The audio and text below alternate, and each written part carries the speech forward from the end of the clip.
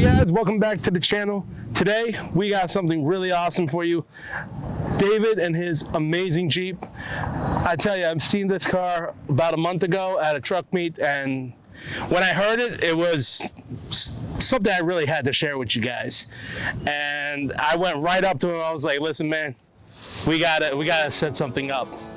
So now he's here and it's better than ever. Please introduce yourself to our lovely audience.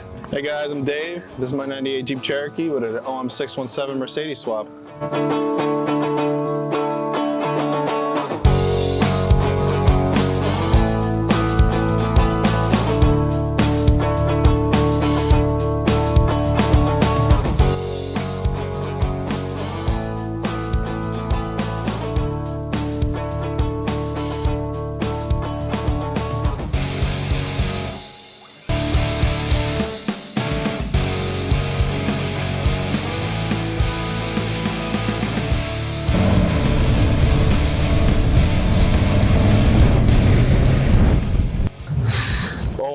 Let me tell you, this thing kicks. But before we get to the truck, let's get to David.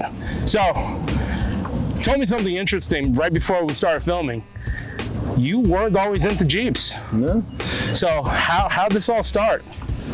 Well, I was into Hondas for a while, and I saw a listing for this online. It was basically stock. I said, all right, I'll try something new. 4 or 5 years later, and I went a little overboard. I wanted something a little different. You know, everyone has all the same stuff. Wanted to stand out, give or take. Which is ironic because you told me you work on LSs a lot. Yeah, I was going to LS, but everybody else is any kind of car. I wanted different. I mean, that's a far stretch. Yeah. Mercedes 5-cylinder diesel. Yeah. I mean, where did you even start with something like that? So there's one guy in America that does the conversion kits for Jeeps and Toyotas. Basically, it's just an adapter plate for the transmission and the motor mounts. I came across his page, saw, okay, turbo diesel would be cool. Thought about it, pulled the trigger, went with it. Been happy since. It's a little troublesome at first, but you gotta work the bugs out. Now, he makes the adapter plate for this particular motor or just for the transmission? It's this motor and another motor. Yeah, but it's really just for this motor, for the Jeeps. But yeah. And how'd you get to just choosing this type of motor? Well, I stumbled across this page on Facebook, and I just did a little research on the motors because they made them from '76 all the way to like '94, and they get the good motors. They're 1,000,000-mile motors. It's reliable, it's fuel efficient. Well, not anymore, but I was about to say, you told me what was that? I got like 10 miles to the gallon. That was the last time I checked. I haven't checked it in a while, but no, I came across it. The motors were cheap. Conversion kit was a little bit pricey, but I think it was worth it in the end. I mean, it is something mean. It is something different. It is something serious. Because man, when we were pulling into this spot, the smoke cloud was just insane. Yeah. Because I see a lot of diesel trucks, regular diesel trucks, your F-250s, 2500s, Ram and Chevy, but I've never seen one blow coal quite like this. It's just a little 3-liter too. Just a little 3-liter. I mean, it is spectacular.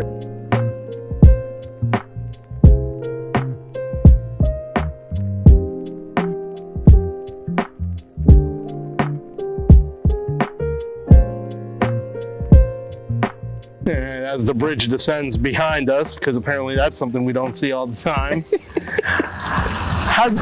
How'd you get started with the Hondas?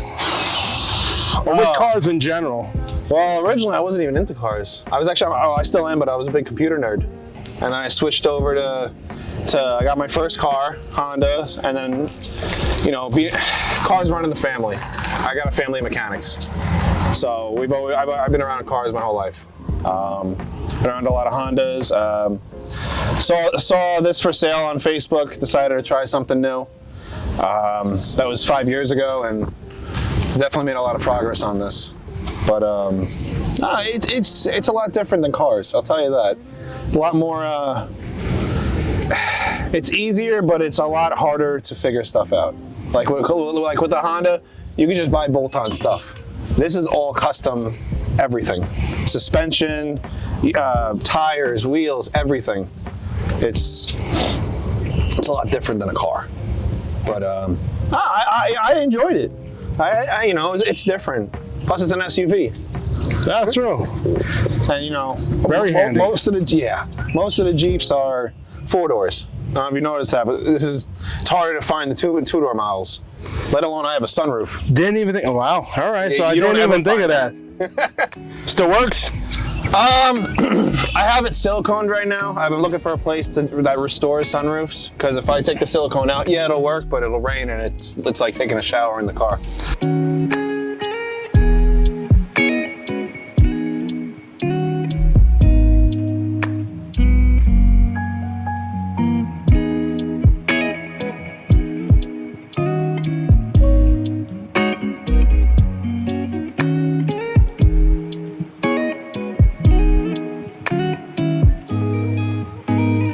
Stock engine. The motor itself is stock, but it has upgraded pump, big turbo, and big injectors. So Okay. I got the fuel, I got the boost. It can handle a little bit more, but right now I'm gonna leave it where it's at. So wheels, tires. Obviously, this is not stock by right, any so, stretch of the imagination. The axles are out of a 99 to 04 Super Duties. Okay. Wheels and tires, these are 39s on a 20-inch wheel. Plan to go 42s later this year. But all right. Lift-wise, it's about 10 or 11 in the rear. Front's about, I'd say about 8 inches. Yeah, I mean, everything's reinforced, front to rear, frame, unibody, you name it, it's done. I don't ever have to worry about breaking it. All right. Very heavy.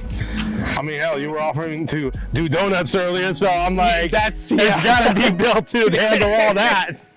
I'm still rocking the stock transmission, the Jeep, a Jeep transmission.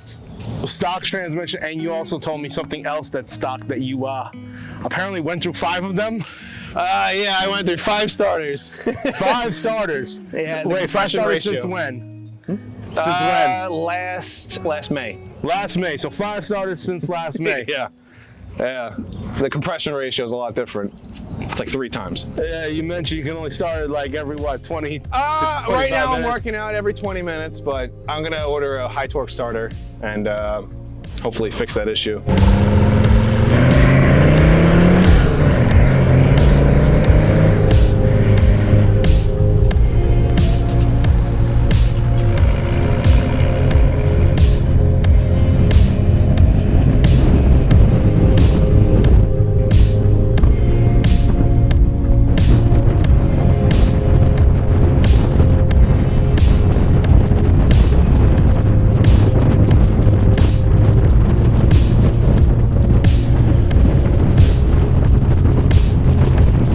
So we were about to get into a whole bunch of other stuff, but then you told me something very interesting.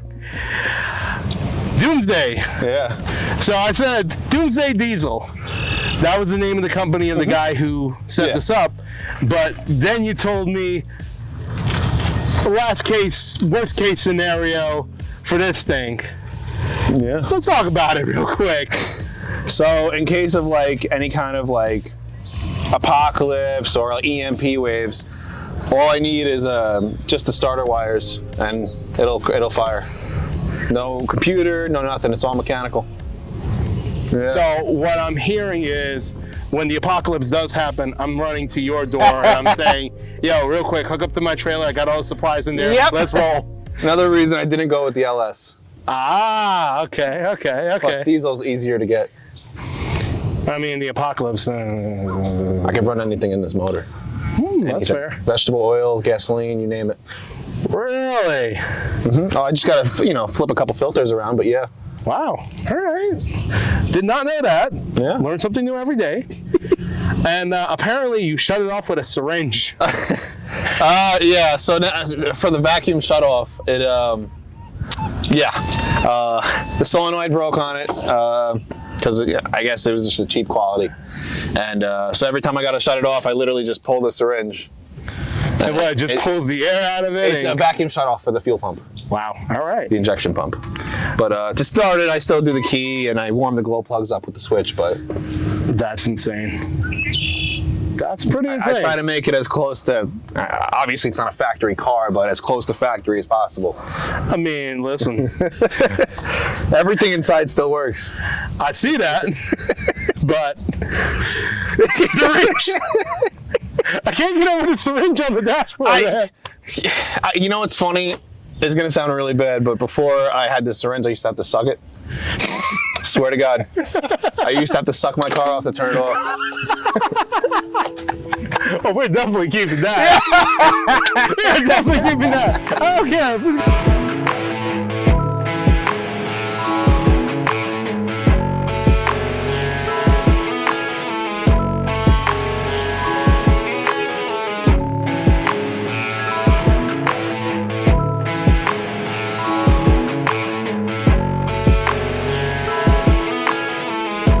So what's your favorite memory with this thing? Well, I'll be called crazy, but every time I pull the transmission. What? So I like to see how fast I can do it. Oh. So like this transmission I've had out in like 20 something minutes at record. My old transmission, which is the automatic, was like, just under a half hour. Jeez, dude. So I like to make it a competition every time something breaks. Man, you think I'm working for a pit crew? I mean, damn. See, I don't have a shop to work in. I work in the street. So I have to get things cleaned up. That's even more impressive. I do everything in the street. You name it. I had well, not this one, but my old motor on the stand for 2 months in the street on an engine hoist. Neighbors didn't say anything. Some nice neighbors. Yeah. Some really nice neighbors. Even though this thing's loud as hell. But yeah, taking it apart and putting it back together as fast as I can for not as cheap as I can, but you know. But yeah, that's impressive. I had my old axles out within a couple hours. These took a little bit longer. These are heavy. These are really heavy. That front axle weighs about as much as both my stock axles combined. Wow. Yeah, these are big. I mean, hey, listen, that's one heck of a memory. Yeah.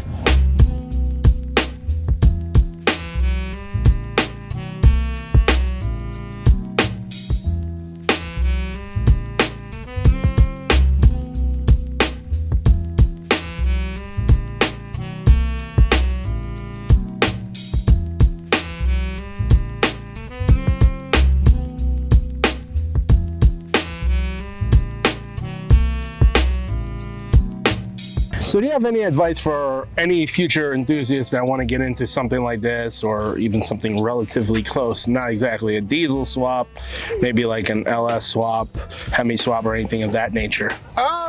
Take your time. Take your time, don't rush into it. I rushed well into it with my first motor and it didn't end up well. Then I waited and got this, and it's doing better. Don't do everything proper, spend the extra little bit of money to make it work right. Just enjoy it. That's all I can tell you. Just enjoy it. That's all. Make the memories that you want. That's some pretty sound advice right there. David, thanks again for coming on. Thanks for showing me this amazing thing. Thanks for having me. If you want to follow this build, Live Free or Die Hard, be right here for you to check out. Dude, anytime. If you got something else, you got any improvements you want to show off, let us know. Definitely let you guys know. All right, man. We're out. We're out.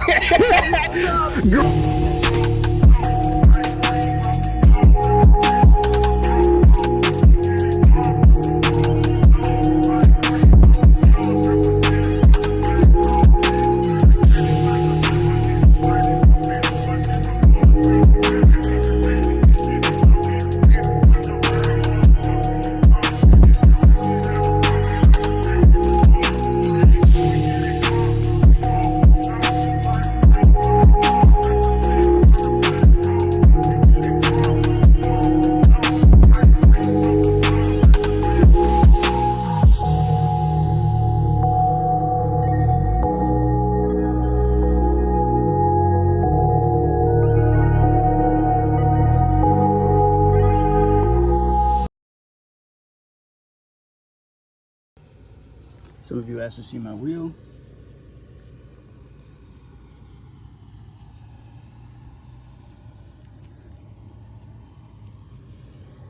Damn. Got the new wheels. Pretty curved.